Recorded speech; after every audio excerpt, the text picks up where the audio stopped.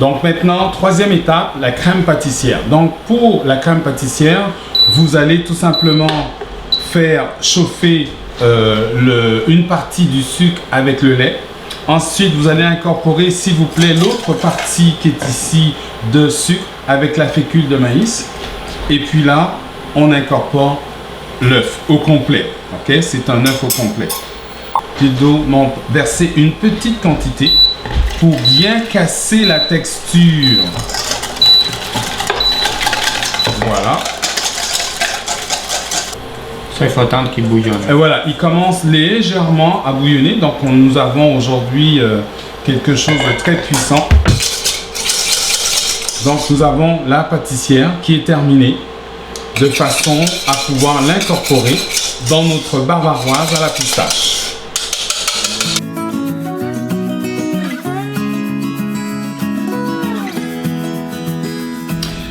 Donc voilà notre biscuit roulade qui est maintenant cuite. On va tout simplement, comme vous pouvez le regarder, j'ai dépendamment la quantité que vous allez avoir à faire. Ça peut être, vous pouvez le faire plus épaisse ou un petit peu moins épaisse. Donc là, je l'ai fait légèrement plus épaisse par rapport au moule, par rapport à la grosseur du moule. Donc je vais détailler des petits morceaux de façon à pouvoir faire par après le montage que nous allons faire ensemble dans quelques minutes. Donc maintenant, je commence par utiliser, j'ai utilisé la crème fouettée, évidemment c'est de la crème fouettée 35%. C'est évident que y a des gens qui vont me dire c'est quoi la crème, ici au Québec c'est la crème 35%, mais en Europe c'est plus la crème fleurette. Vous allez la monter, pas trop serré évidemment, pour éviter que ça puisse se transformer en beurre. Comme tous les pâtissiers, vous savez comment un petit peu le faire, mais pour ceux qui ne connaissent pas. Donc, je prends maintenant ma crème pâtissière que nous avons fait tout à l'heure. Voilà. Je vais l'incorporer. On appelle ça un cul de poule. Je le lisse. Donc, j'ai mélangé la gélatine en poudre avec, ça peut être la gélatine en feuille. Donc la gélatine en poudre avec de l'eau que je vais faire gonfler.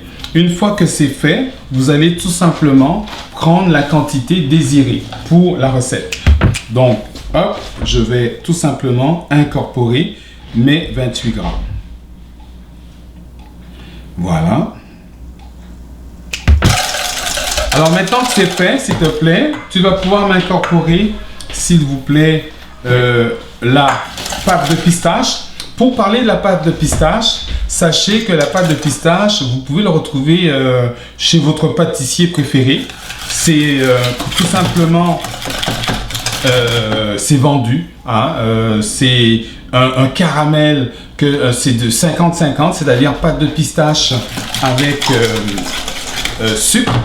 Je fais griller le tout, je broie, ça va me donner tout simplement un praliné pistache. Donc celui-ci, c'est celui que j'ai pu faire, mais effectivement, vous pouvez le retrouver chez votre pâtissier.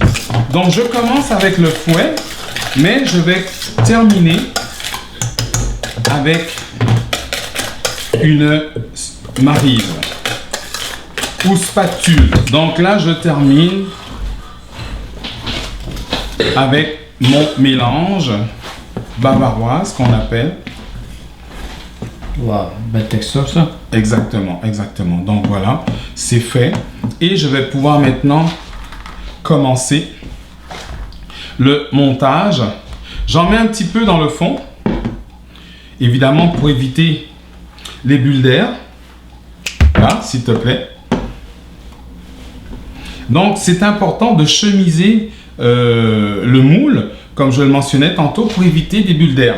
Lorsque nous allons glacer, donc je ne fais pas tout de suite le 6e, je vais m'assurer d'avoir suffisamment de mélange pour terminer. Comme je peux le voir, à mon avis, on va avoir les 6. Voilà, merci beaucoup.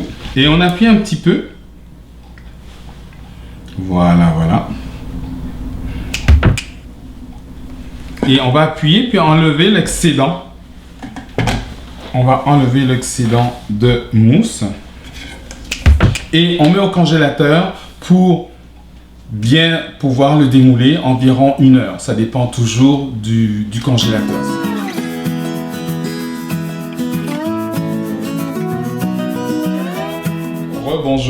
Bonjour. On est rendu maintenant pour le glaçage chocolat. Donc le glaçage chocolat que j'ai déjà eu l'occasion de faire. Évidemment, je vais vous l'expliquer pour que vous puissiez bien comprendre exactement le but du glaçage. Donc c'est un mélange d'eau avec du lait concentré, du glucose. On fait bouillir le tout. Une fois que ça a bouilli, on le verse sur notre solution gélatinée qu'on a utilisée tout à l'heure pour la bavaroise, c'est-à-dire eau et gélatine, et on incorpore le chocolat blanc qui n'est pas nécessairement fondu puisque le mélange est déjà chaud. On n'a plus qu'à le verser et ça va faire comme une ganache en fait, une ganache au chocolat blanc. Et lorsque le miroir, le glaçage est fait, on n'a plus qu'à incorporer un petit peu de colorant. Ce glaçage sur nos montages faits et évidemment je vais le prendre, il est congelé, hein, ça sort du congélateur, hein, c'est été démoulé, voilà, et puis c'est la température de ce miroir. Alors la température du miroir, Gildo, c'est aux alentours de entre 30 et 35 degrés, évidemment pour que ça puisse bien couler comme on peut le voir là. Et donc voilà, ça vous donne un produit terminé. Évidemment, nos petits sablés qu'on a fait tout à l'heure, qui étaient cuits.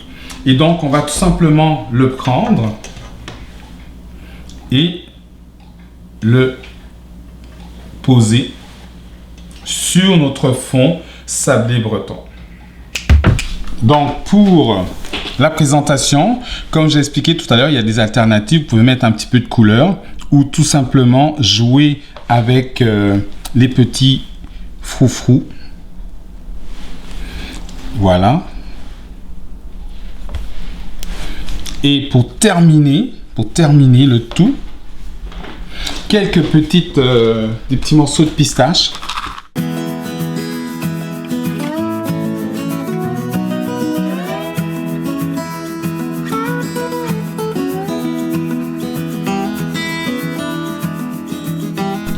Alors, Eddie, c'est le temps de la dégustation que j'attends depuis tantôt. Depuis tantôt, ben écoute, il n'y a pas de souci.